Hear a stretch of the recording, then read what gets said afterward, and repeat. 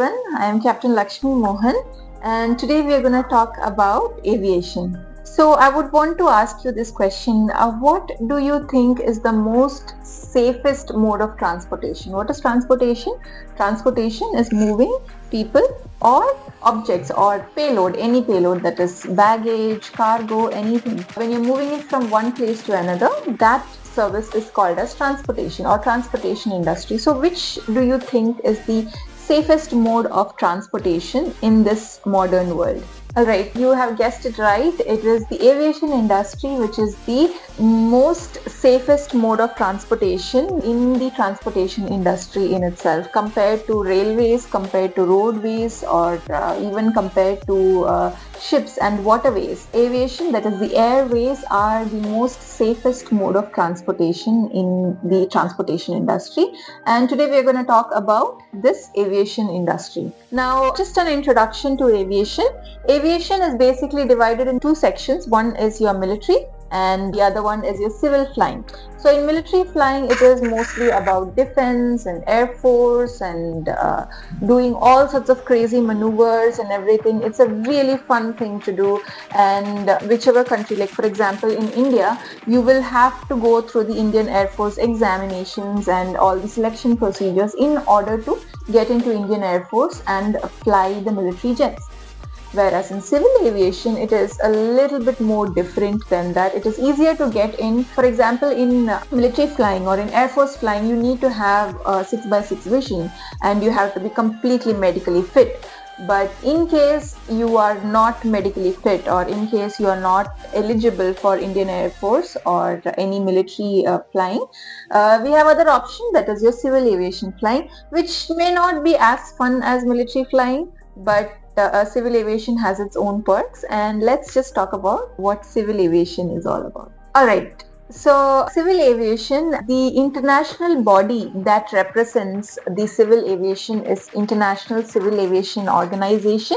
You all know what is United Nations, yeah? So it is a part of the United Nations, International Civil Aviation Organization, and they are the ones who creates the rules, the regulations, the standard operating procedures, everything. They don't just create the rules. What basically they are doing is they create a framework within which the countries, each and every country that is part of the International Civil Aviation Organization, will be having that framework which is created by ICAO. ICAO is what we call International Civil Aviation Organization, by the way.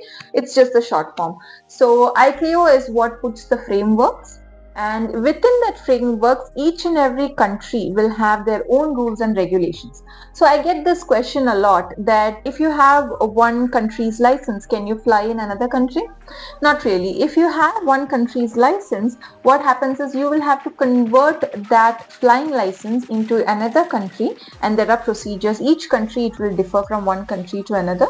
You'll have to convert the license, and only then with that country's, that is the new country's license, you will be able to fly the aircrafts which is registered in the country that you have done your conversion in. Okay, like for example, if you have the flying license in United States, okay, which is under the control of FAA, and if you want to convert it to Indian license, and if only after you have the Indian license, which is your DGCA license, you can fly the aircrafts which are registered in India. Okay, so this is basically how each and every country has their own rules and regulations, but ICAO is the international body that creates the framework for all these rules and regulations to be created. Now ICAO has 19 annexes. Annexes are basically these frameworks in which these are created. So these 19 annexes that is there, each annex will govern certain part of the aviation industry. Like for example, Annex 1 is personal licensing. Annex 1 personal licensing means in order to get the license of that particular country, what all other rules and regulations, what all other requirements will be given by the Annex 1. And most of the countries will follow this same as Annex, and each country will have its own differences as well. Okay, so we spoke about the international body. Now let's come to India, which is our country. In India, the civil aviation is controlled by MOCA, which is Ministry of Civil Aviation. Now, Ministry of Civil Aviation, under which operates a even more amount of organization. Like for example, we have DGCA, which is Directorate General of Civil Aviation. Then we have Airport Authority of India. We have Bureau of Civil Aviation Security. We have Aircraft Accident Investigation Bureau. All these are basically different departments that comes under the Ministry of Civil Aviation, and these departments for us, as in order to become pilots, the most important one that we will be focusing on is the Directorate General of Civil Aviation, which is DGCA. Okay, now under DGCA has set a certain rules. Okay, and in these rules, if we get all the requirements as per these rules, then you will be eligible to get your commercial pilot's license. And once you get your commercial pilot's license, you can fly in airlines or fly as an instructor or fly in corporate flying. Different types of flying can be done within the Indian airspace. Like I said, in order to get your commercial pilot's license through DGCA has their own procedures and own rules and regulations. So let me just give you a comparison of how it is. Now, for example, RTO, which is our Road Transportation Organization, what they do is they'll ask you for a medical certificate that you're medically fit, and then they will also ask you to put an 8 if you are in two-wheeler and a H if you are in four-wheeler. If you make those tests, if you pass those tests and if you pass the road test, then you will be given the license to drive in the country. But when it comes to flying, there is a little bit more procedure. Obviously, you are not driving or riding a bike or driving a car. You are flying an airplane. You will have to be going through a lot more tests compared to that of the road, that is two-wheeler or four-wheeler. So the Directorate General of Civil Aviation, some of the things that they have laid down is, first you have to do your medical. Your medical fitness is very important when it comes to flight training. It may not be as strict as the Indian Air Force, but it is quite strict as well. Okay, so you will have to maintain your medical. I will tell you why you have to maintain your medical in the coming chapters or in the coming modules of human performance and limitations, but as of now, just know you need to get your medicals done. Now, second thing you have to do is you have to clear some examinations. Certain subjects that DGCA is prescribed, these subjects, examinations you have to clear. Once you're cleared with these examinations, then you can do your flight training. Now, flight training has to be done for 200 hours. You have to complete 200 hours. Once you complete this 200 hours in a small Cessna aircraft, some hours will be, that is around 100 hours you'll be doing it with an instructor, and another 100 hours you will be doing pilot in command or solo flying. So once you complete this 200 hours, then you will be eligible to get your Directorate General of Civil Aviation license, and in between they'll be also having checks and tests conducted by examiners, and once they are satisfied with your flying skills, they will issue you your commercial pilot's license.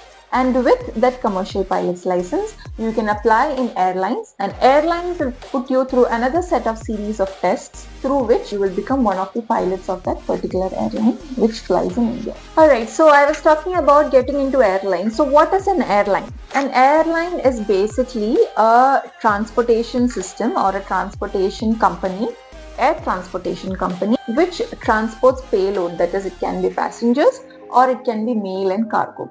Okay, so now what happens in an airline is that they have bigger aircrafts, okay, like Airbus 320, Boeing 737s or Embraer, different types of aircrafts they can bring in, and they can do their own transportation. Now with airlines, the difference between a charter company and an airline company is that airline will have a scheduled departure times, that is, all the time it will take off at the same time. That is, today if there is a flight from Chennai to Delhi, for example, it will always, in an airline, it will always depart at that same time.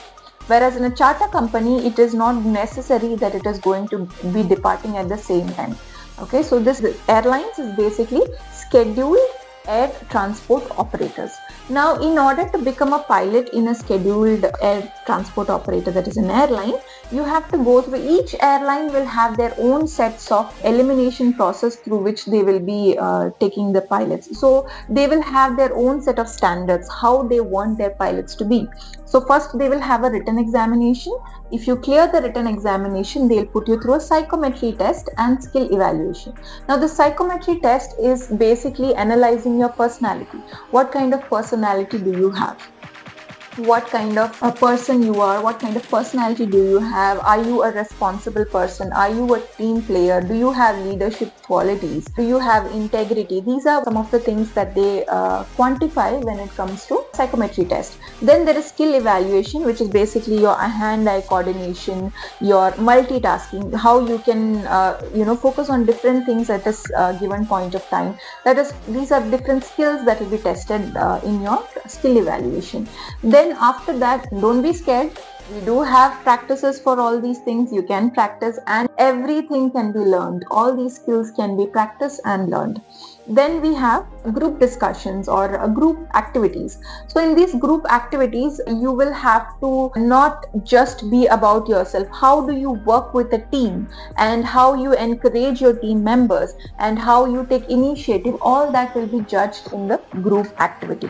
And after the group activity, there will be a personal interview, and in the personal interview or the technical interview, they will ask you questions, to which there will be a panel of people who will be asking you questions, and once you answer their questions boldly, confidently, one-on-one, that's when they will decide to give you the letter of intent, which is, once you get the letter of intent is basically a document that is given to you, which you can go and apply in any of the banks, and then get the loan for something called as type rating. Now, what is type rating? Type rating is basically, like I was using the example of RTO. If you get your license to drive a car, you can drive any car. You can drive Hyundai, you can drive Honda, you can drive Maruti, any car you can drive.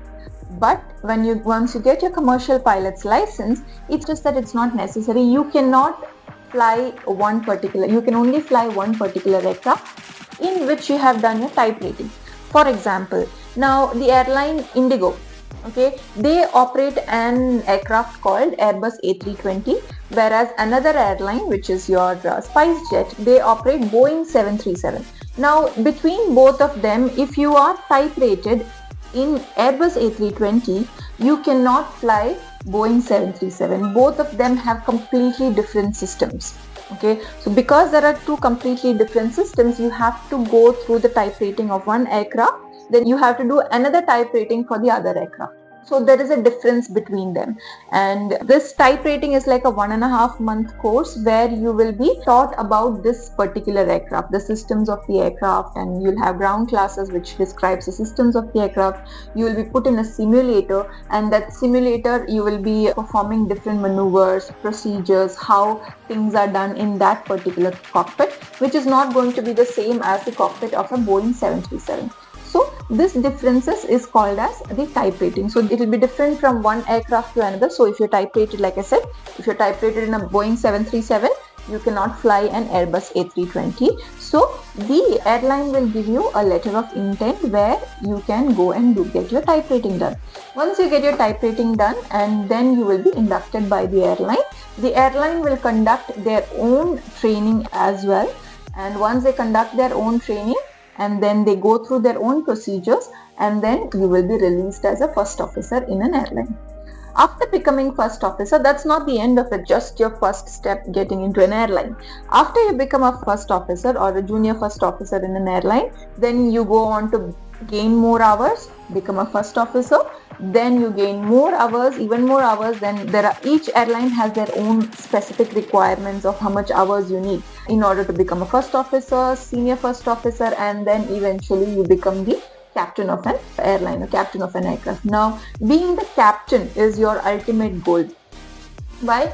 Because being a captain means that you will be in control of all the people that is there in the aircraft.